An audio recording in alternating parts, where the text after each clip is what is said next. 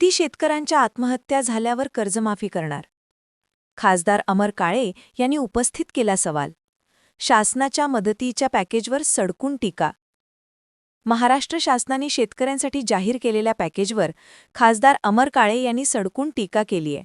राष्ट्रवादी शरदचंद्र पवार पार्टीचे खासदार अमर काळे यांनी 1 वर्ष झालंय अजून कर्जमाफी झाली नाही.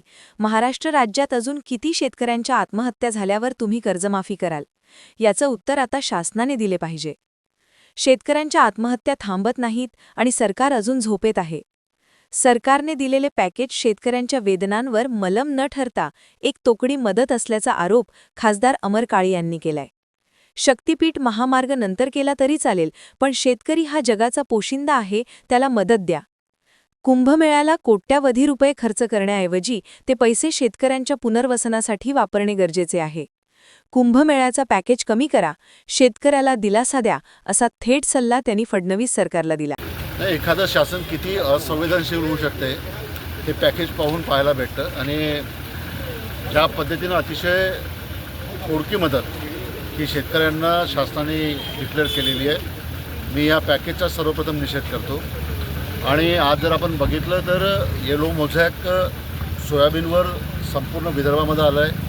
वर्धा जिल्ह्यामध्ये सुद्धा येलो मोझॅक सर्व सोयाबीनवर आलेलं आहे आणि अशा परिस्थितीमध्ये काहीही सोयाबीनचं उत्पन्न नाही, कपाशीचं उत्पन्न नाही होत आहे अशी परिस्थिती आहे. आणि अति जास्त पावसामुळं जमिनी खरडून गेलेल्या आहे आणि अशा परिस्थितीमध्ये शेतकरी अतिशय आर्थिक संकटामध्ये सध्या सापडला आहे. अशा परिस्थितीमध्ये एक चांगलं पॅकेज सरकारकडनं येईल अशी अपेक्षा होती, परंतु शासनाच्या संवेदनशून्य अशा एकंदर कारभारामुळं अतिशय थर्ड क्लास पॅकेज हे सरकारकडनं घोषित करण्यात आलं आहे. सरकार आम्हाला सांगते की आम्ही शक्तीपीठ करून राहिलो. आम्ही आता सरकार शक्तीपीठ करण्याची घोषणा करून राहिली. आमचं सरकारला सांगणं इतकं आहे की सध्या शक्तीपीठ आपण नंतर केला तरी चालेल, एखादा रस्ता आपण नंतर केला तरी चालेल, परंतु जगाचा जो पोशिंदा आहे शेतकरी तो जगला पाहिजे.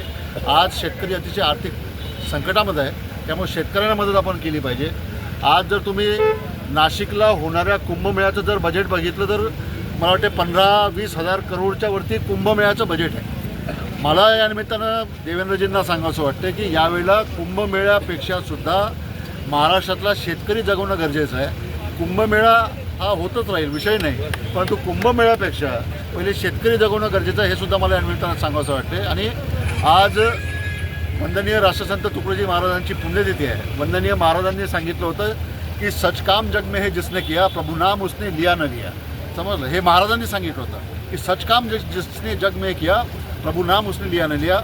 कुंभमेळ्यावर होणारा जो पैसा आहे, खर्च होणारा जो पैसा आहे, तो जर शेतकऱ्यांच्या कामी जर लावला तर मला असं वाटते की शेतकरी आशीर्वाद देतील. आत्महत्या वाढतात आहे. आत्महत्या वाढत असतानासुद्धा अजूनपर्यंत कर्जमाफीची घोषणेची अंमलबजावणी झाली नाही. 1 वर्ष होऊन राहिलं विधानसभेचे इलेक्शन होऊन, 1 वर्ष होऊन सुद्धा अजूनपर्यंत शेतकऱ्यांची कर्जमाफी झाली नाही. देवेंद्र फडणवीस साहेब सांगतात आहे का योग्य वेळ आल्यावर आम्ही कर्जमाफी करू. मला देवेंद्र फडणवीसांना तुमच्या माध्यमातून विचारावं असं वाटतं की महाराष्ट्रामध्ये किती शेतकऱ्यांच्या आत्महत्या झाल्यानंतर तुम्ही कर्जमाफी कराल याचं उत्तर तुम्ही देऊन द्या एकदा आम्हाला. का बाबा 2000 आत्महत्या जेव्हापर्यंत होत नाही महाराष्ट्रात तोपर्यंत आम्ही कर्जमाफी करत नाही. 2000 पाहिजे का 3000 पाहिजे ते एकदा सांगून द्या, ते मोकळं करा. आणि प्रभू रामाचं नाव घेऊन तुम्ही राजकारण करता, त्यामुळं प्रभू राम एकवचनी होते. रघुकुल रीत सदा चली आई, प्राण जाय पर वचन न जाय, असं रामाच्या संदर्भामध्ये म्हटलं जात होतं. त्यामुळं जो शब्द तुम्ही महाराष्ट्रातल्या शेतकऱ्यांना दिला होता 1 वर्षापूर्वी, का सरकार सत्तेवर आल्याबरोबर आम्ही कर्जमाफी करू शेतकऱ्यांची, 1 वर्ष पूर्ण झालं आहे, अजूनपर्यंत कर्जमाफीचा थांग पत्ता नाही. शेतकरी आत्महत्या करतात आहे. येलो मोझॅकमुळे सोयाबीन संकटात आहे, कपाशी संकटात आहे, अतिवृष्टीमुळे शेतं पूर्ण खरडून गेले. अशा परिस्थितीमध्ये शेतकऱ्यांना जगवा आणि शेतकऱ्यांना भरघोस मदत करा. शक्तीपीठ नंतर करा, कुंभमेळ्याचं बजेट कमी करा आणि शेतकऱ्यांना मदत करा. ही आग्रही विनंती आपल्या माध्यमातून राज्याच्या मुख्यमंत्र्यांना मी करतोय. रविराज घुमे, वर्धा.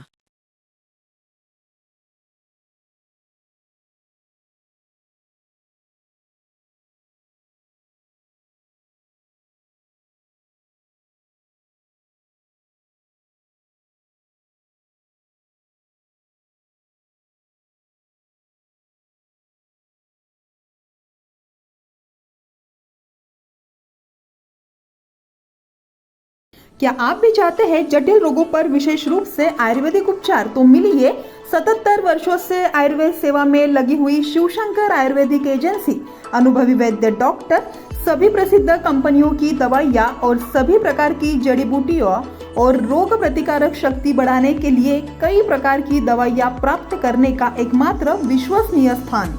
हमारे यहाँ सभी प्रतिष्ठित कंपनियों की दवाइयाँ उपलब्ध है। समय सुबह 10 बजे से रात 9 बजे तक। तो फिर इंतजार किस बात का? महाजन मार्केट के पास, टेम्पल बाजार रोड, सीताबर्डी, नागपुर। 8605245080 911207900।